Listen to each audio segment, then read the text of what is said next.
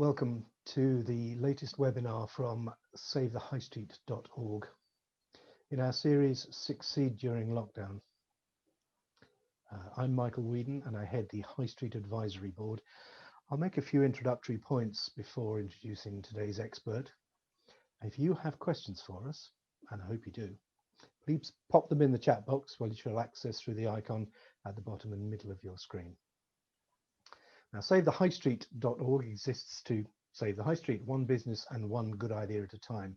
And if you go away today with just one good idea, we would count that a success. Businesses are not machines. They're not generally staffed by robots, although some are. They are not vending machines. So people, their employment, their treatment, their safety, their overall well-being are central to everything that businesses do. I've always found as an employer that people issues are more complex than any other part of the business. And it's always struck me as a bit odd that we almost never train managers to be managers of people. And it's also, I think, significant that an owner or manager with just one employee needs to know as much as a professionally qualified HR manager in a big business. And while there is one way of getting something right, there are many, many more ways to get it wrong. And the biggest pitfall of all, you don't know what you don't know.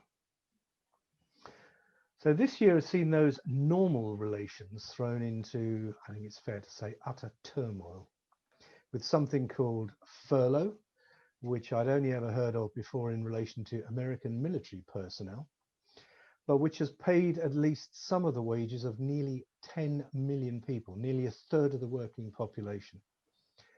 And with instant changes in contracts around hours and sickness, where government has made COVID secure operation a requirement, huge long-term challenges to everyone's emotional well-being on top of that.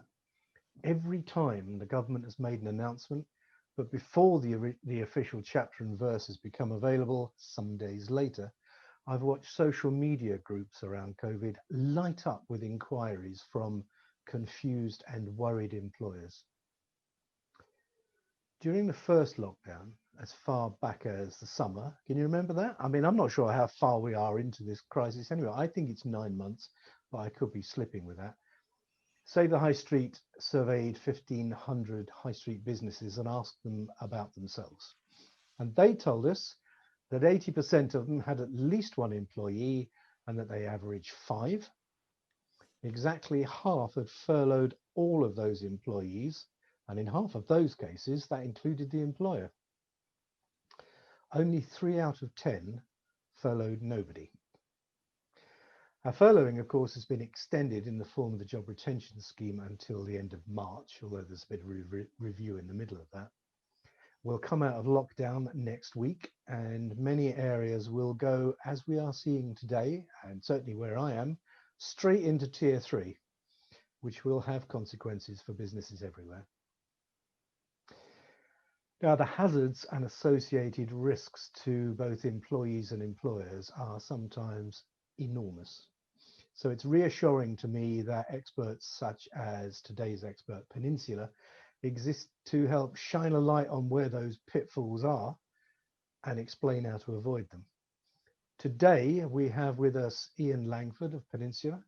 So Ian, I'd like to introduce you and tell us a little bit about yourself and Peninsula so we get the full background, and then we'll get into some of the questions that have already been asked, but I'm hoping that there'll be more from those attending. Ian, the screen is yours. Of course. Okay, so good afternoon, everybody. As Michael says, my name's Ian Langford. I'm talking to you at the moment from deepest rural Cheshire. Just like everybody else, my role has changed somewhat dramatically this year. I've been with Peninsula for just under 20 years, and in that time I've worn all sorts of different hats and moved around different departments. I guess relevant to today, I spent about 4 years as well supporting our clients within our internal legal team, predominantly in the area of employment tribunals. And what that's given me is a very broad understanding of what really is required to be able to run a business. I was talking to Michael earlier today, and we were, is it chewing the fat? Is that what we call it? Yeah, right. Okay. And for the last sort of 4 years, I've spent my time going around the country with my colleagues, talking to groups of businesses, predominantly, I should say, by the way, small businesses, 1, 2, half a dozen employees. And that's very much where, we focus our advice and the nature of our advice. We don't make things complicated for anybody. And I always get the same thing, always get the same point raised by small business employees. See if you can relate to this. Why can't people just do what they're supposed to do? Okay. Well, my response to that would be, well, that seems like a fair point as an employer, but have you ever told them what that is? Okay. Have you ever decided what is somebody's specific job? How broad is it? Okay. And then beyond that, have you ever written that down so that you can use that as a process? If you imagine somebody starting in your organization on day one and you put together what we call an employee handbook, okay, and it doesn't have to be a complicated process, and you just sit them down and say, here's your contract of employment, signed here, and we'll come to the importance of that later. But here's an employee handbook. I'd like you to read this, and then when you have, I'd like you to sign to say that you've read and you've understood and you will comply. How much more efficient, for almost from day one, would that employee be? For instance, they would know the process for if they were sick, who and they should contact and how. They would know, for instance, this might sound extraordinary, but if you finish what you're doing, come and ask me for some more work. Okay. Now, I know most employees that you take on will do that. But before I pass back to Michael, I always talk about the one. Okay. And people say, what on earth is he on about? And I go, yeah, do you employ one? Now, most employees are fantastic, aren't they? They're so good. You have to check they've gone home before you turn the lights out. You all have them, I know. But then you have that one, okay? And this is that person who, they don't do a lot right, but they don't do a lot wrong, all right? And then alongside that, and if you're struggling to recognize that person, you won't in a moment, they have a lot of dramas in their life. There's always something occupying their mind and preventing them from coming into work. And they're the ones, thank goodness, in the majority that we most struggle to manage, and the processes that Michael and I are going to talk about. Anyway, I'll stop now. That gives you a flavor of the sort of support that we can offer. Michael, you're going to ask me some questions.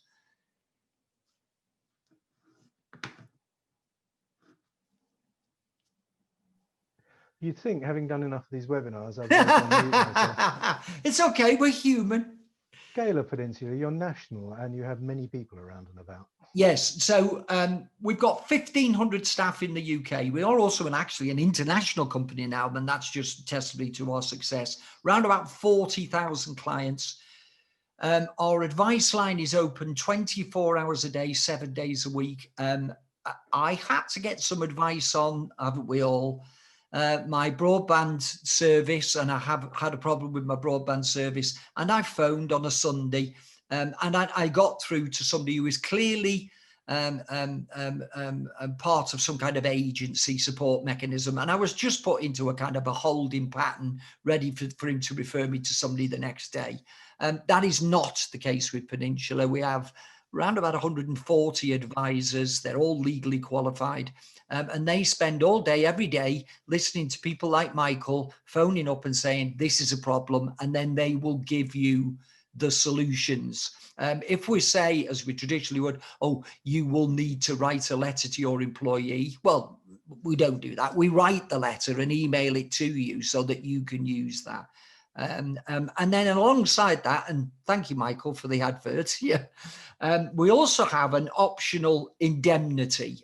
What does that mean? It means that if you want to, if there is any kind of legal challenge, be it employment law or health and safety, we will prepare and present the case on your behalf. We will meet all of our legal costs in tribunals. Quite often that can be higher than the award. And if we lose, we pay. That's the guarantee. So complete peace of mind. And I would add one last point to that.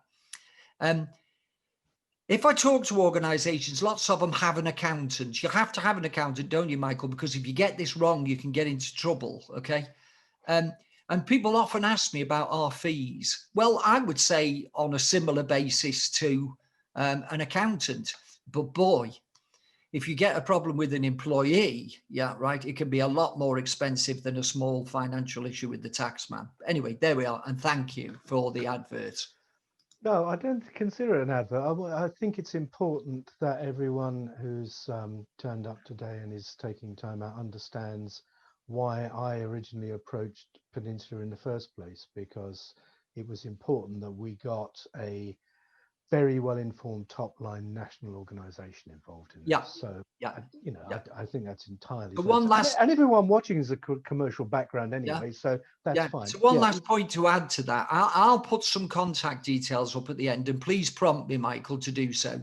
Okay. And anybody who is attending any of our platforms, and I am talking all day on all sorts of different platforms, is entitled to follow-on support and advice. We will critique your documents or policies, be it employment law or health and safety, with our team of experts. As long as you've got a pen and you can write quick enough, you can write down all the things that you should be doing. And if you want to go away and do those things, you'll be in a far better place than when we started the exercise, okay? And we just like you to think, well, wasn't Peninsula fantastic? They offered me all of this free support that is entirely free. And this is a unique opportunity to access what obviously our clients pay for. And if you want to talk to us about how we might help you with that, I'll put some contact details on. But do not walk away from here without those contact details and taking advantage of that free offer, because I'm only here being able to make that as a sort of a PR thing to offset what I'm ashamed in a way to say, Michael, has been a phenomenally successful year for Peninsula, as you can imagine. People need help in employment law and health and safety. Right. Sorry. Let's get on to the meat and drink of this. Actually, I've already learned something. I always thought the one was the one you wanted to marry, not the one you had working for you in your organisation. Did you recognise what I meant? You know that. Yes, so one of the big issues this year has been, it's around employment and it's around furloughing and support for businesses and their staff. We thought it was coming to an end. We had a budget a week for about 4 weeks. I think we've had 4 this year, plus a spending statement. And then all of a sudden, in the form of the job retention scheme, furlough's back.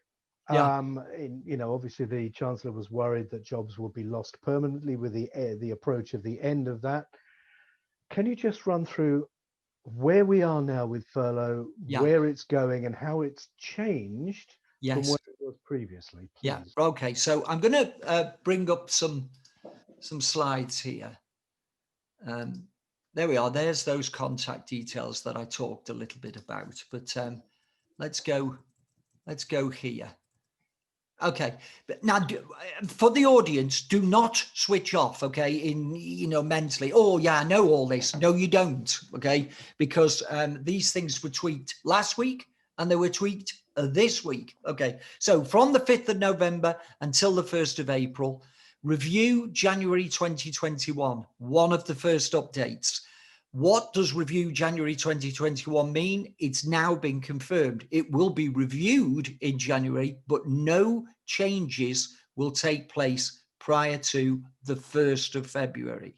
So we're not yet able to plan for the future, but we can start to predict what, for instance, those changes might be. More about that in a moment. Okay, so eligible employees must be on the PAA by 30th of October. Maternity leave. Now, we take about just over 1 million calls last year on the advice line. And what we do is we ask the reason for the call, we log those reasons, we create statistical information, and then that is fed out every day to all of the employees who are customer facing, so that we know, for instance, from what our Chancellor said yesterday or our Prime Minister the day before, what's right now the focus of small employers. Okay. Now, with that in mind, for a couple of months now, we've been getting a rising level of phone calls from clients saying, I've got a member of staff on maternity or indeed paternity pay. And we've furloughed our staff, and they've realized that actually, if they come back to work early, they'll be automatically furloughed and they'll get paid more. And that is true. So the question we were asked by the clients was, well, can I do that? Is it lawful? Answer, yes, absolutely. But with that in mind, Parliament have updated us on a process for that. And you can see from the slide, that individual will need to give you 8 weeks notice. It's not something you can just turn around immediately. Okay. Now, I know, bearing in mind small businesses, whatever, when I say we need an audit trail for this. Okay. So you need something as simple as an email. Okay. Text. Okay. If you can take a screenshot of it, something that says at this point, this individual formally requested to return from maternity leave early. And why you need that audit trail is the current furlough scheme has no checks and balances in it at all. It's emergency funding. You make a claim, the claim is paid. But what a lot of people don't understand is that there's no validation in that claim. The fact that it's paid does not mean that you were entitled to it. The checks and balances are coming for the next 5 years. Okay. And that process has already started in earnest. The HMRC are going back to organizations and saying, great, got your claims here. We now need the supporting documentation to validate that claim. Okay. There's lots of flexibility in there. So I'm not doing doom and gloom. If, for instance, you've made a genuine mistake, you weren't aware of it, they then say, oh, yes, you've made a mistake here. You can simply pay the money back. But I mean, I'm saying simply pay the money back. Yeah, right. So very important that we have this audit trail. There's an example of that. Okay. This is where if we do see a change on the 1st of February, it is likely that we're going to see a beginning of a reduction in the level of financial support. We don't know, but we can see what was done before, and we can likely predict it will happen again. Okay, minimum of 7 days for if you furlough somebody, okay? And flexible furlough. Now, I'd love so much more time to talk about these things, but flexible furlough is back. It is possible. Be aware that if you bring somebody in on a flexible furlough basis and then furlough them again, you've got to wait another week before you can bring them back. So, you've got to do a bit of forward planning on this one. Don't hesitate. Do carry on with that, because I think when you come to something like flexible furloughing, Ian, this is particularly relevant to small businesses. Yeah. So, take your time. Yeah. I tell you what I am going to do that one then, Michael, is I'll put the contact details up at the end. Okay. Rather than, because you do make such a good point, rather than me sort of give some generic examples and people think, well, right, if you think that flexible furlough is something that you're going to need to incorporate into your organization going forward, we'll give you the contact details. It's a chap called Owen Clark, and he'll facilitate a conversation with a member of our advice line team. Forgive me, but do a bit of prep.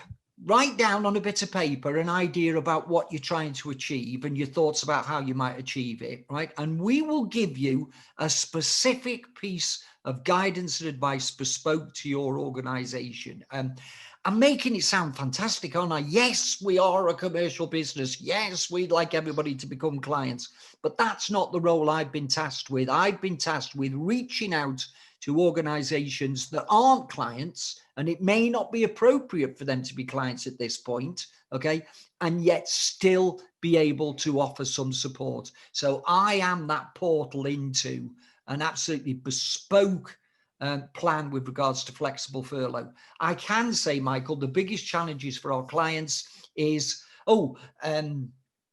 we can bring people back for 3 days a week. Okay. They bring people back for 3 days a week. And then the day after that, their largest supplier says, sorry, I can't supply, and suddenly they've got no work anymore. Okay. And so those sorts of plans are quite difficult. But a common question I'm asked is, well, can I put half my staff on full furlough and bring half of my staff in and then rotate them? Yes, of course you can. Absolutely no problem at all. Now, staff serving notice. This is an update, if you like, a closing down of one of those loopholes. All right. So bear with me for a second. Furlough pay, all right, is related directly to your PAYE scheme. And furlough is a way of offsetting your financial obligations under your contract of employment, because under normal conditions, if you haven't got anything for anybody to do, you've still got to pay them because you're contracted in law to do so. More on that one a little later on.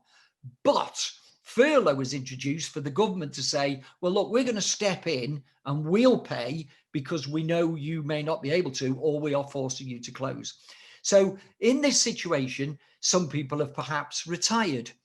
Some people have perhaps just simply been given notice because there's part of some kind of restructuring. And some people have indeed been made redundant. All of these things involve a notice period. Notice pay is on your payroll. Therefore, you are able to offset 80% of the costs of notice pay against the furlough scheme.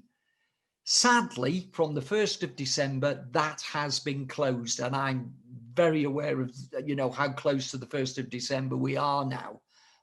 But it was possible to be able to offset those costs. Probably at this stage now, you're not going to be able to utilize that. However, one little Brucey bonus for you, holidays. Okay. Now, if you're that employer sat there looking at an absolute plethora of unused holidays that staff haven't used, yeah, right. And I paused for a second because I was on a platform yesterday with a group of hairdressers, great big hairdressing federation. And somebody came on and asked the question and said, yeah, how do we calculate their holidays, Ian, with them being on and off furlough and things like that? I've had this question many times. I knew where it was going. Let's be clear. If somebody is on furlough, they are still accruing holiday benefit. There's no impact on how you calculate their holidays. They're either working and accruing holidays, or they're on furlough and they are accruing holidays. If you've got part-time staff, you're using a similar mechanism. I will touch on an implication for the Good Work Plan a little later on. But for holidays, if you're sitting there and thinking, crikey, okay, everybody's furloughed or whatever, you can actually enforce a holiday. All right. This isn't new. This is something we've been able to do for many years as employers. The general rule of thumb is 2 for 1. So if I want to tell Michael that he's going to be on holiday for a week and he's not on furlough that week, he's on holiday. And of course, I'll have to make his pay up to 100%. And then for 1 week, I have to give him 2 weeks notice. For 2 weeks, 4 weeks notice. Okay. But what it means is that I can offset 80% of the cost of those unused holidays. If you have a reference somewhere to use them or lose them, please be aware that is not lawful. Okay. You can't do that. Okay, can I pop in and ask you? Yes, of course you can, Michael. Yeah, we did say we would do this. One is from Nick, which I'm going to read from the chat box, and then I've got a question which is about redundancy. So Nick's question before you ask me, please ask more questions. It's so much easier for me to answer questions than rabbit on like this. Okay, so Nick, can you see the chat box there, Ian, rather than read his whole question? I can't because I've got the okay. Right, clarification of the bullet. The new national lockdown started on the 5th of November. Yeah. The previous furlough scheme had been due to finish on the 31st of October. Yeah. Was extended to the 1st of April. So it says, I assumed no gap in cover from 1/11 to 4/11. So I assumed no gap in cover.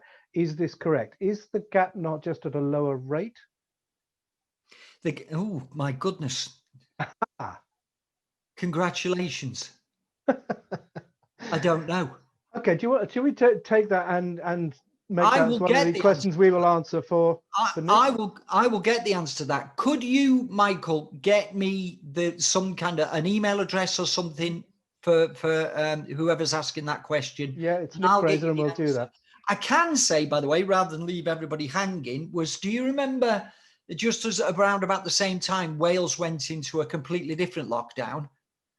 Yeah, right. And they were locked down actually 2 weeks before us. All right.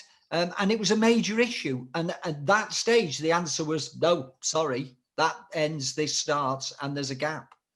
But let's see. Don't know. I don't know. Never been asked. Well done. I've never been asked that question. Excellent. We've stumped him. So the other You have. question, I'm You've sure got me.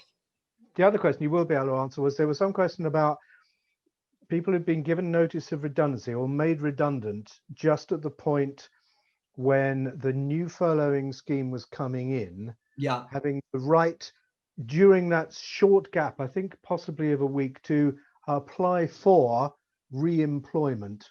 Yes. Have I got that Yes. right? Was that Yeah. possible? So you've got what we'll do. We're creating a theme here, Michael. We'll go with a general response so that we're not just going don't know or maybe or whatever. We'll give you the general response. If the question is, and if somebody has left my employment, be it that I've made them redundant or be it that they've simply left, they were going to another organization and the circumstances changed, can I re-employ them and then furlough them? Answer, yes. Okay. Now, as to the specifics, that's where we can give you access to the advice line and we can tell you how you apply for that. But the important point is can I do it? Yes, you can. Yeah, absolutely. Yeah. Okay.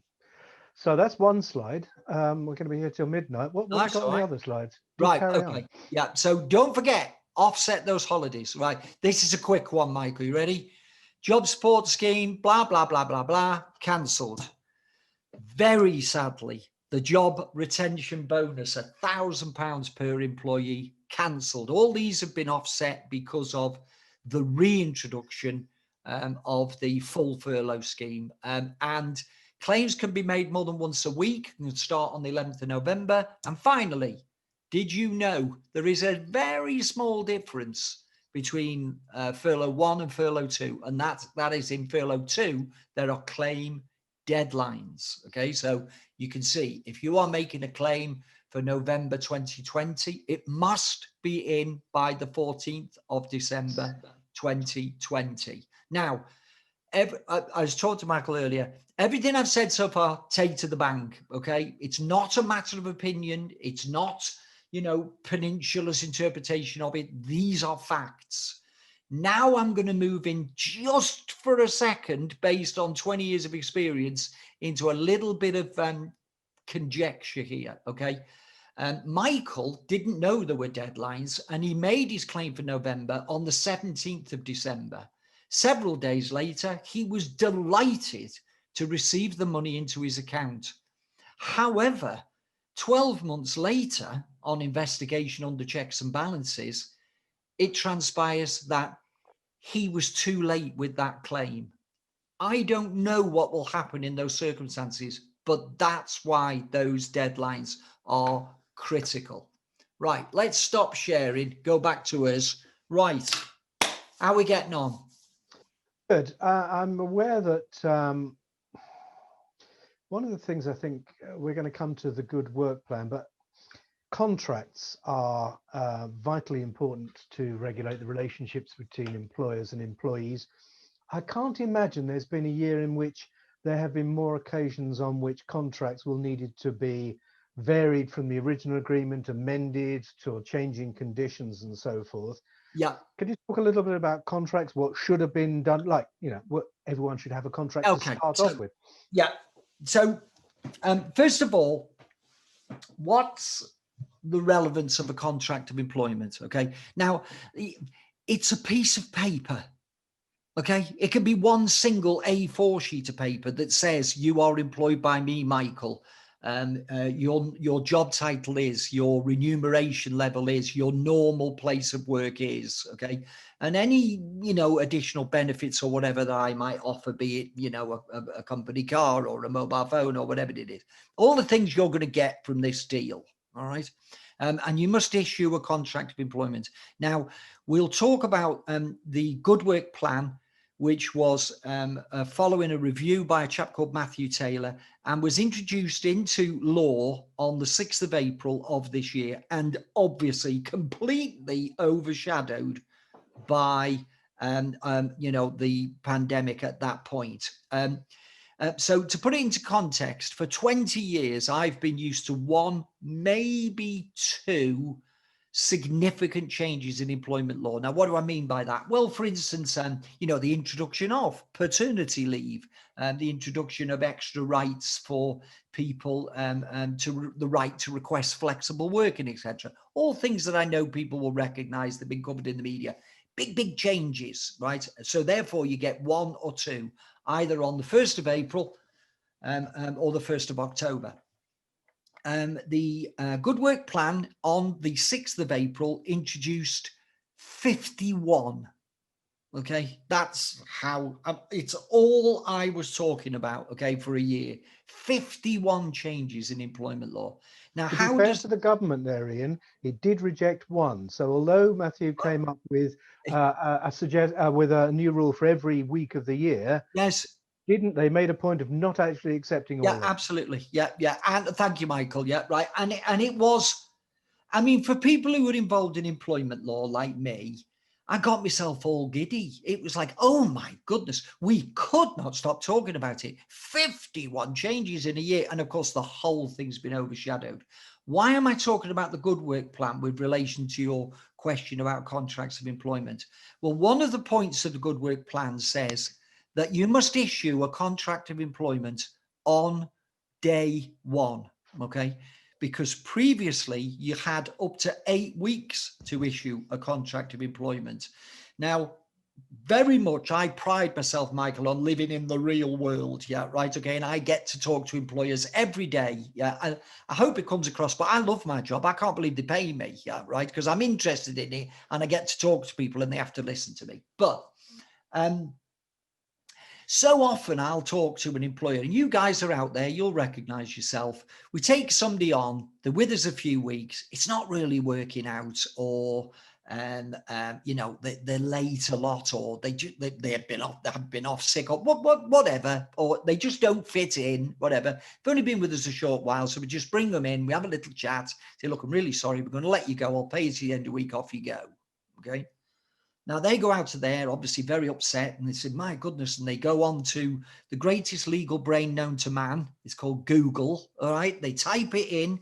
Now, if you're using Google, like me, sometimes you don't even know what the question is. Do you know what I mean? You just start typing, and then the questions come up automatically. I've been let go by my employer. I'm not, oh, do you think that you were unfairly dismissed? And of course, somebody will latch on to, yes, I think I was. Okay, so click on there. You'll go straight through ACAS, the conciliation service, no win, no fee. Okay, all sorts of people offering you support.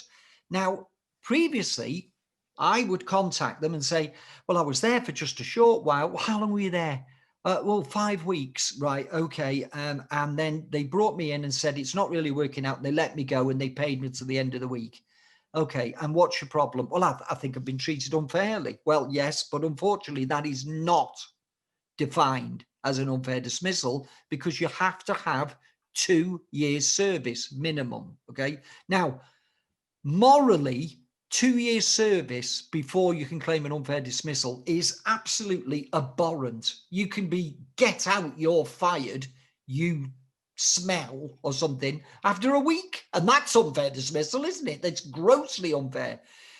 But you cannot imagine the level of claims that the tribunal service would have to deal with. So the 2 years is there from a practical point of view. Let's be clear on that. All right. So why am I going on about all of this? Well, if you're that employer out there that didn't issue that contract of employment on day one, now when I go to talk to my legal representative, the first question they ask is, did you receive a contract of employment on day one? I said, well, no, I didn't. Okay, well, the details of your complaint we'll deal with later because you have a claim in the Employment Tribunal Service, denial of a statutory right, and there's a fixed penalty. Okay, now it's not life-changing money. I know it's not my money, but it's not life-changing money. It's like 4 weeks pay or something. Okay. So what's the issue here? The issue here is it takes months to resolve that. Even if you say, yeah, hands up, got it wrong, you can spend months replying to different sorts of letters and things like that, because there is no way, okay, that somebody offering free legal support is going to want to settle for 4 weeks pay. Okay. Yeah. Right. They're going to want their, I'm just talking real world. If I sound cynical, I'm not. It's just the real world. Yeah. Right. Okay. And if you're a small business with 20 other jobs, what you don't want is another job to become a legal expert or something like that. And all of it is so simply avoided. Just get a contract of employment and issue that contract of employment. Bluntly, if somebody approaches us and says, because we are the most successful employment tribunal law service in Europe, oh, I have tribunal papers, can you help me? All right. We say, yes, of course, we'd love to. They're not a client. What's the first question that we ask them? Did you issue a contract? But they say, no, I need to tell you about what this person did. Say, no, we'll come to that in a moment. Did you issue them with a contract of employment now on day one? Well, no, I was going to. Well, be clear, we will still help you, but it will not be to win a case. It will be to minimize the financial implications. So I know I've laid that on a bit heavy, Michael, but it cannot be stressed enough. It's a piece of paper, okay? And without it, it can be such a mess. And what about variations? I mean, how many, basically, it seems to me that variations in contract need to be documented in some fashion or other. They Yeah, become a living document rather than just a yeah, fixed thing at the beginning. yeah. What things need to be included in Okay. variations? So start with your basic contract of employment, okay? Forgive me, technical term. We've tried to avoid them so far. You'll need to create what's called an addendum, all right? And all it is I love the way you described it, a living document, yeah, right? Okay. It's like contract of employment version 2, version 3, version 4. So all you do is you have your core contract so that you can show that you issued it dated on the correct day, first day of employment.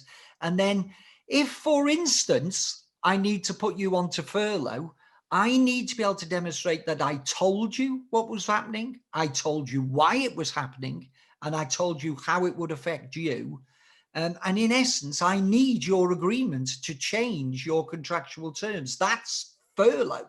Okay. So if I issue you with notification reference to your previous contract, which was for part-time 20 hours a week, we're now moving you to a furlough situation where you receive 80% of your pay.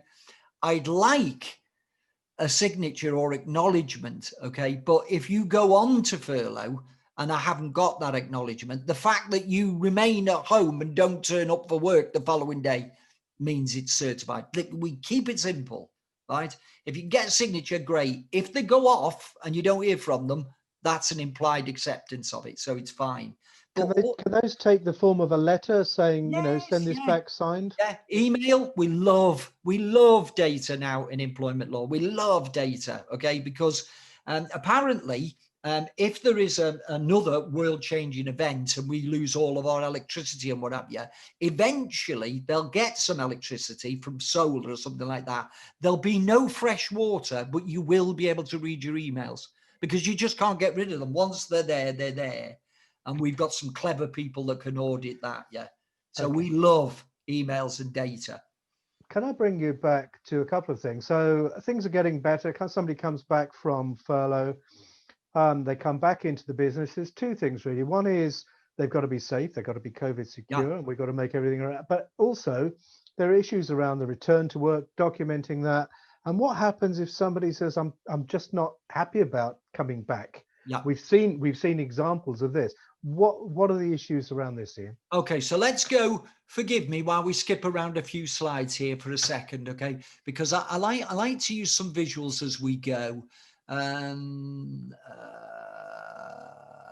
Okay, yes, that's fine. Let's go from there. All right. So can you see that, Michael? Yeah. So as an employer, you have a responsibility to protect the health, safety and welfare of your employees inside and outside of the workplace, if it is relevant to their work. In other words, if they are traveling for work or if they are indeed working from home.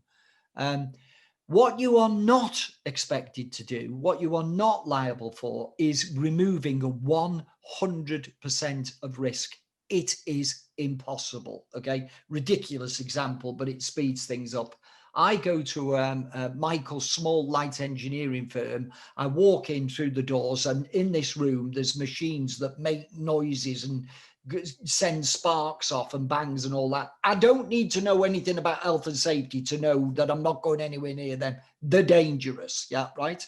So Michael says, Ian, as a health and safety expert, I need you to make this workplace safe. I say, absolutely no problem at all, Michael. We need to get rid of all these machines. They're far too dangerous. Right. And then Michael says, well, good plan, but we actually need them for what we make. That's the ridiculous example of reasonably practicable. So what we'd actually be doing is saying, well, we've got all of these machines and they do represent a risk, but let's mitigate that risk by, for instance, painting walkways, by, for instance, making sure that the right safety guards are in place and that the machines will cut off in the event of, as per manufacturer's guidelines, etc., etc. All of those things. And then the final piece of the jigsaw is a health and safety training session to make sure that everybody understands how to work safely, and then critically a signature from them to say that they have understood and they will comply. Okay, this must provide more difficult challenges in some ways, Ian, because the businesses on the high streets have an added factor in there, which is that they are not closed premises with factory doors. They're shops where the general public can walk in, bringing whole new risks with them, presumably. Yeah. So when it comes to retail and shops and things like that, there's two key differences here. And you know, this might sound like Janet and John, but this is how we approach it. Okay, you've got public and private areas. Yeah. So you stand at your front door with the high street behind you, look into your premises and say, right, where's the public? Where's the private? Okay. So public is all the areas that people move around. Indeed, you want them to move around and buy your goods, okay? The private areas could, for instance, be your stock rooms, your office, indeed lavatories if you don't have a public lavatory. Yeah, right, okay? So there's your start plan. Well, I need a plan for the public areas and I need a plan for the private areas, okay? So for the public areas, if we think about in particular COVID-19, we've got lots of guidelines. For instance, you've got to make sure that people wear masks. I probably mentioned I live out in the middle of nowhere in the countryside and we have a little co-op, okay? I've stood outside there this morning for 20 minutes because there's only 2 people allowed in because it's only a tiny shop, yeah, right? And you just stand there, you know, with your headphones on, listening to something on your phone now, because you know you can't just walk in and out of the shop. So they're complying with those rules, and there's lots of guidelines for that. Then when we move to the private areas, that's when your processes need to become far more bespoke. But let's say, for instance, the 2-meter distancing. Okay, let's say that if you're providing a particular type of service, I noticed from your website there was a lady on there, an advocate for you, who's a beauty salon and things like that. Well, they can't do 2-meter distances for doing somebody's nails or something like that. So what do? As you've seen, they mitigate that risk by supplying visors and additional gloves and etc., etc. They keep the customers 2 meters apart, but they're in close contact. So that's an example of, I can't remove all risk because I have to be within 2 meters to be able to carry out this function. How do I mitigate that risk as much as I can? That's that, as you can see on the slide, reasonably practicable, okay? It's, have I done enough? Now, the question is, well, I think I've done enough, but what happens if the regulatory authority come along and say, no, you could have done more? Will I be in trouble with the law? Yes, in general terms. It depends on, the circumstances around it, but it's certainly a consideration. We can arrange for a video meeting with one of our health and safety team. That's right now. There'll be over 50 people sitting on video cameras like this, looking around people's premises. They're pointing their mobile phones at things and things like that. And we're giving them advice. More than happy to do that for you guys if you're facing challenges. For our clients, we do all of that for them. And then we actually issue them with a certificate that certifies them in law as COVID-19 safe, which takes me on to the next question that Michael asked, which is, what do we do if somebody refuses to come back to work? Okay. Now, I struggle a bit with this one, Michael, okay, because we're all getting used to these video meetings and platforms and things like that. But I'm always super, super sensitive about the context, about what I'm about to say now. And I still don't know whether I've got it right or wrong, but we've been dealing with this issue for months now on our advice line, okay? And they fall into generally two clear categories. A member of staff who expresses a genuine or valid concern for not returning to the workplace, okay? Maybe their partner has lost their job and their childcare arrangements are different and they're struggling to fulfill their original hours. Maybe they are genuinely concerned about the risk of infection. And if you were to able to show them, for instance, certificate from ourselves saying you need have no worries in this area, you could validate that. Genuine, right? There are some people who have kind of got quite used to being at home on 80% of pay. And wasn't the weather kind to us, Michael, earlier in the year, where we could sit in our gardens, and spend time with family when it was appropriate and things like that. And I mean, for me, I do 40,000 miles a year commuting. I'm away from home 3-4 nights a week in different hotels, etc., etc. I think it's absolutely marvelous. My commute is through one door. Yeah, right. So I'd be quite happy to carry on like this. So you could see me saying, I'm a bit concerned about, etc., etc. So if somebody refuses to return to work, you've got to really open up a dialogue and find out, well, what is the reason? Okay. Now, if it's something genuine, I'm concerned about the risk of infection, you can show them the provisions that you put in place and you can satisfy them with that regard. If it's something about changing circumstances, talk about a compromise. I know you will anyway, but it's so important if anybody ever challenges your actions at a later stage to show that you were prepared to be flexible. Beyond that, if you've got somebody who refuses to come back to work, and I know this was really part of Michael's question, the meat and bones, if you like, of it, yeah, right? What can I do about it?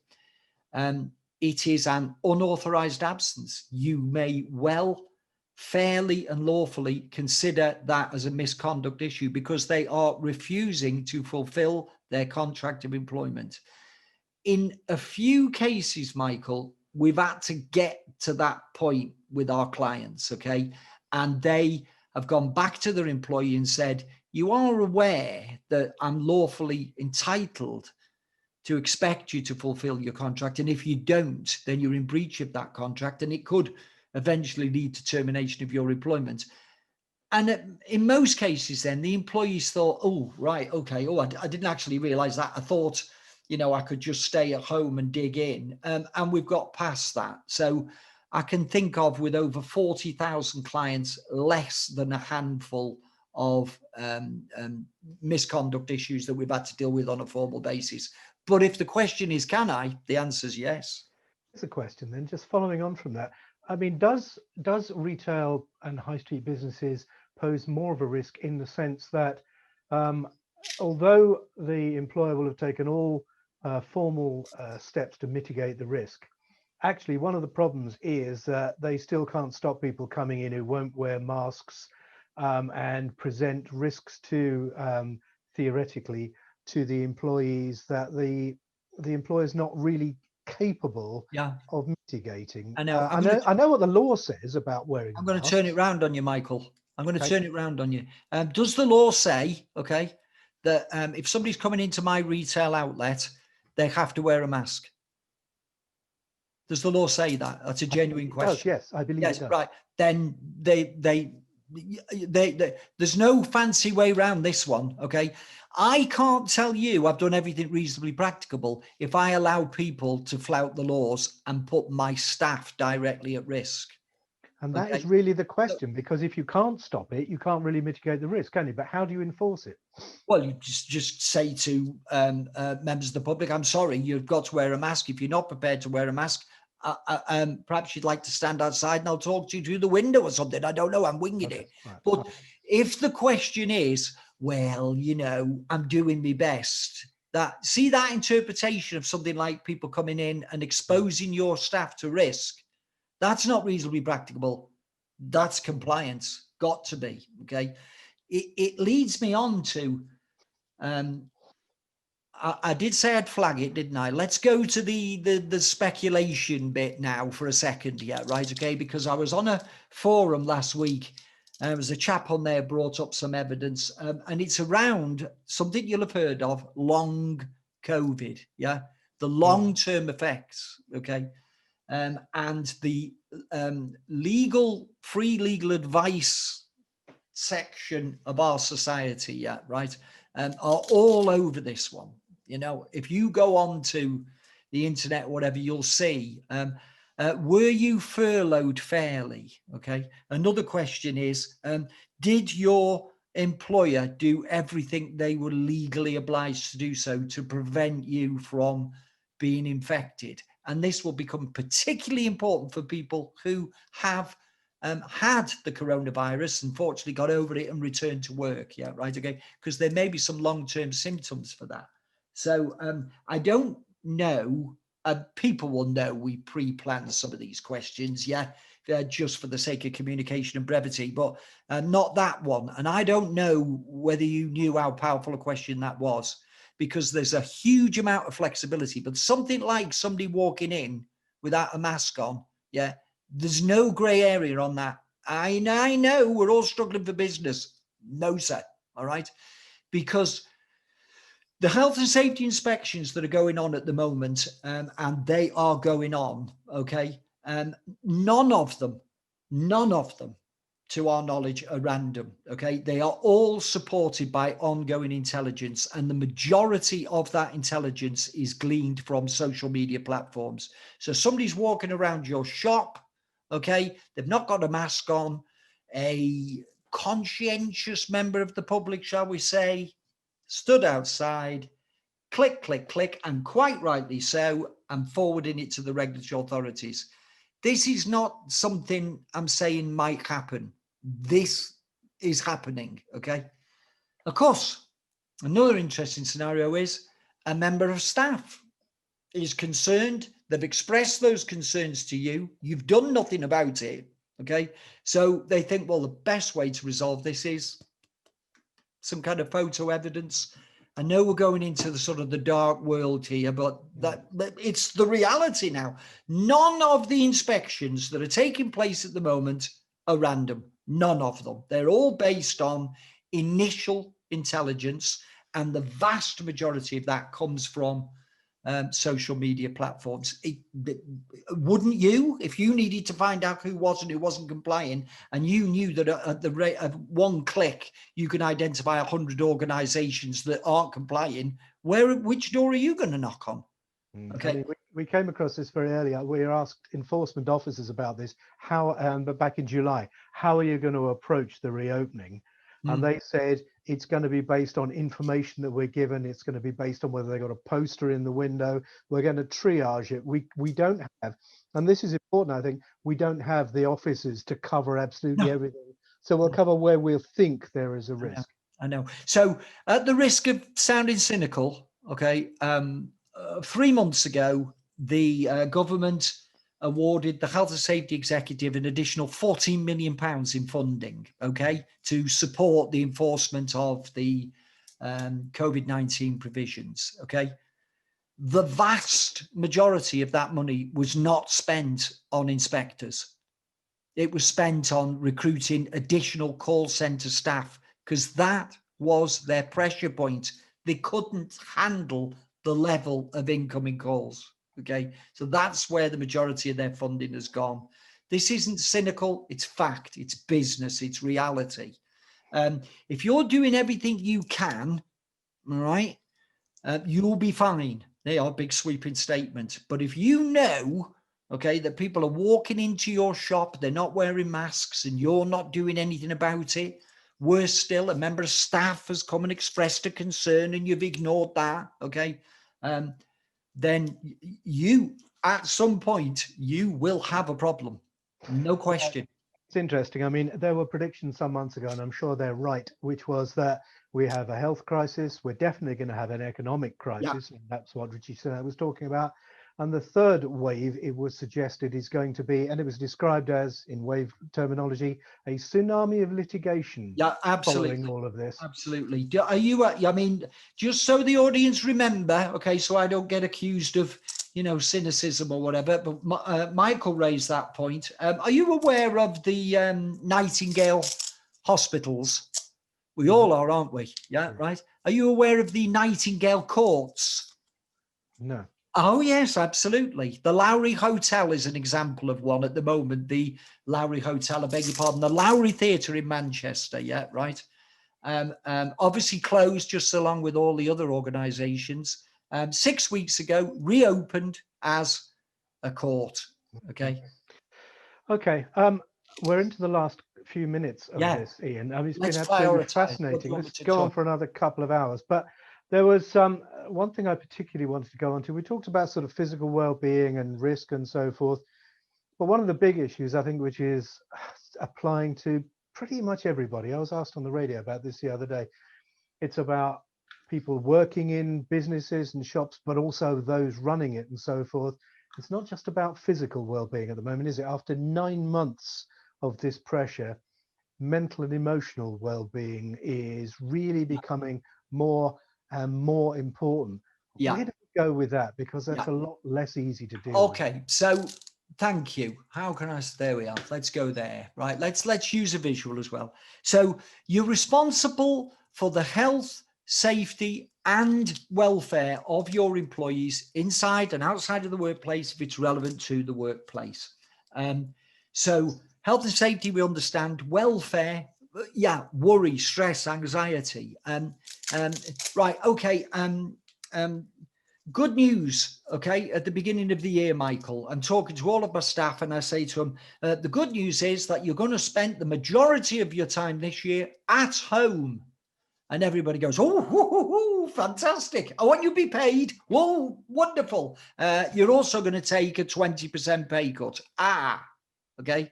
Because is it black? Is it white? Which way do you look at it? Yeah, right. Okay. So, you know, for some of us, an old, so am I supposed to say that? I don't know. A more mature member of staff like myself and my wife. Sorry, the term you should use is age enhanced, which is whatever it is. Yeah, right. My age enhanced wife and I have got 3 lovely children, but they're big, they're daft, they're grown up, they've got their own homes.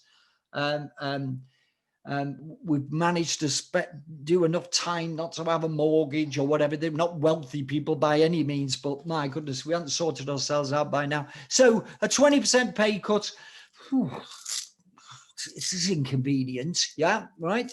But what about people just starting out with maxed out on mortgages and things like that? And then my brother has a small business. And when he was told about the second lockdown, I was talking to him. I said, how are you going to get on? And he said, well, do you know what? When we went into the first lockdown, we had a healthy bank account. Things were going well. I was all right. We rode it. But we haven't got that healthy bank account going into the second phase. He said, now I'm really worried, etc., etc. So the law says, Michael, that you need to, if you're going to make a change, for instance, I'm going to put you on to shorter working or something like that. I've got to tell you what I'm doing, why I'm doing it, business justification, how it's going to affect you. But I'm also expected to manage the impact of that. Now, frankly, a cup of tea and a sympathetic ear just really won't do it. So for many years now, Peninsula have provided an employee assistance program for their clients to offer to their staff. And it covers all sorts of areas, okay? Stress, anxiety, access to medical support, an emergency dentist, whatever. It extends as far as immediate family as well. So, that person that always had lots of dramas because somebody else has got an issue, well, they can offer them support. It's 24 hours a day. It's 7 days a week, 365 days of the year. And I've been bouncing off Michael here. I hope it's been okay. I say, Michael, and we're going to have to make you redundant. And you go, oh my goodness, what on earth am I going to do? I mean, this is just going to about tip me over the edge. I'm feeling more and more depressed or whatever. I am not making light of this just for brevity. I'm trying to. And I, as an employer, say, yeah, okay, well, I understand, but what can I do? Yeah, right. No, that is not a lawful process. What I should be able to do is say, well, can I remind you, Michael, that we do have an employment assistance program, free phone, entirely confidential. Can I strongly suggest that you contact them? And in fact, in a set of circumstances like that, you'll be able to access, obviously at the moment, virtual, online, face-to-face bespoke counseling, and you'll get 8 one-hour sessions. Okay. So I'm worried about money, financial experts to assist you. I'm worried about my health experts to assist you and point you in the right direction, and perhaps an emergency dentist or something like that, or just simply somebody to talk to. And I'm ever conscious, Michael, that when I'm saying this, employers say, well, cracky, nobody's got more worries than me. Well, of course, you can access the service as well. Yeah, right. Okay.